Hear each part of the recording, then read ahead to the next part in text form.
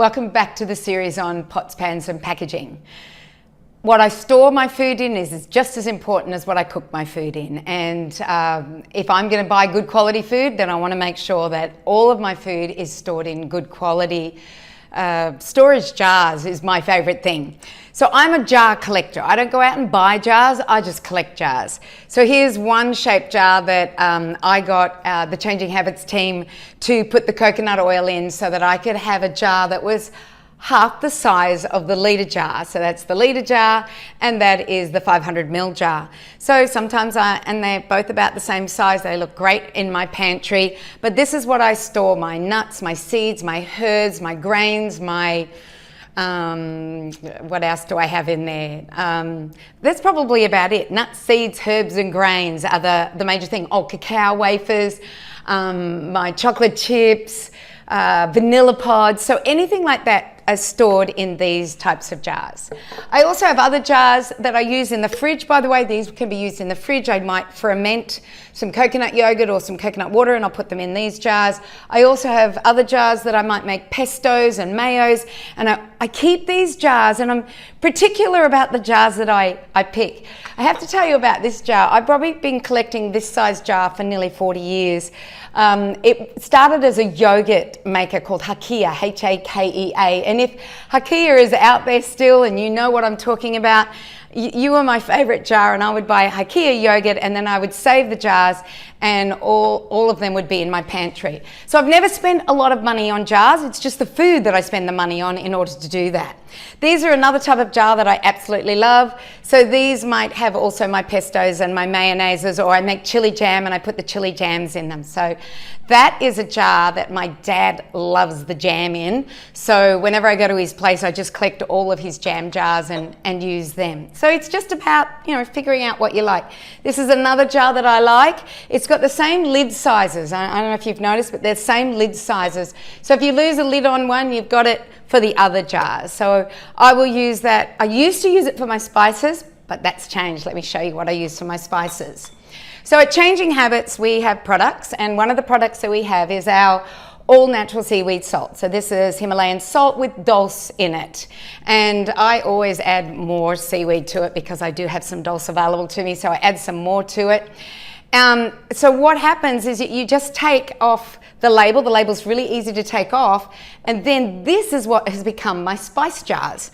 So at Changing Habits, we have garam masala, we have curry powders, we have cinnamon, ginger, all sorts of organic spices. And so what I do is I just now use the same jar, and you can imagine my spice jars are incredible. That is black pepper. I use that a lot. So that's our black pepper that I've ground down. I just ground that in a little coffee grinder. And these all are now in my spice cupboard. You'll see that there are two types of lids. One is for when you want to put the teaspoon and the tablespoon in. You can put it in there. And the other one is for if you want to powder it. You've got a powder. Other things that I use in my refrigerator or for storing dried goods, but not so much dry, it's usually in my refrigerator, is I bought myself some of these snapwares. It's just glass, it's not plastic, and if it's hot, I can put it in there, keep the lid off, I don't have to put the lid on, keep the lid off until it's cooled down, put the lid on and then put it in the fridge. So I have different sizes, I've got round, I've got square, I've got minute, and then I have the medium-sized ones. And I have quite a few of these because I'm continuously turning over the glassware for leftovers, for taking to work. So I'll put a salad in this, put my leftover meat and veg and roasted vegetables in that, add some mayonnaise and some pesto from my other jars, and voila, I have lunch already made for me.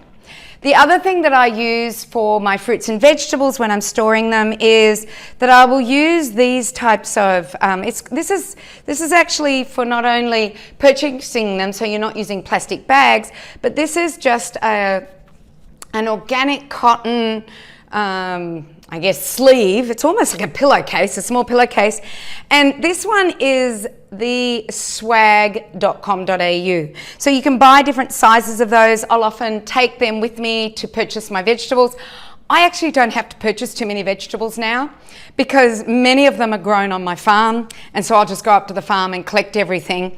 But I will collect them in this. The other thing that I store all my herbs and my greens and my spring onions, and I have so much rocket at the moment, is that these is the other thing that the swag has. They're like a quilted envelope. So all your veggies go in here, and then the quilt goes over, and you moisten this and you just put that in your crisper. So you're not using plastics, you're not using containers that might take up too much room in your fridge, but rather you're using these incredible, The other thing you could use if you don't want to go out and buy this is tea towels. So I used to do that. I used to get a moistened tea towel, and then I'd just wrap my celery up in it, I'd wrap up carrots in it, I'd wrap up my lettuces, my herbs, everything would go into the moistened tea towel, then they'd go in my crisper. So there are ways to make sure that your food is safe when you're storing it with packaging and pots and pans. So there's one more thing that I would like to share with you, and I will share that in the next video, and that is when you're baking muffins and making chocolates, because what do you use in order to do that? So we'll talk about that in the next series on pots, pans and packaging. See you there.